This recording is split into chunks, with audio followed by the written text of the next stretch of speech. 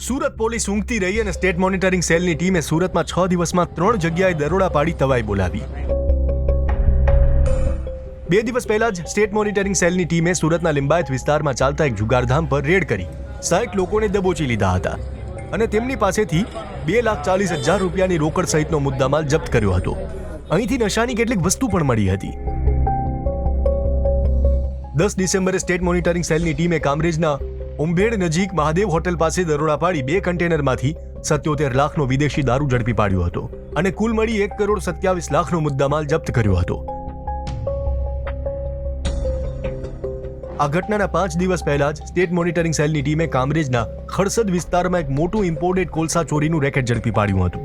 અહીંથી 45,69,000ના મુદ્દામાલ જપ્ત કરી 3 લોકોની ધરપકડ કરી હતી, જ્યારે 5 લોકોને વોન્ટેડ જાહેર કર્યા હતા. પરંતુ આ તમામ કાર્યવાહી દરમિયાન સુરત પોલીસ ઊંઘતી ઝડપાઈ. તેથી પોલીસની કામગીરી પર અનેક સવાલ ઊભા થયા છે.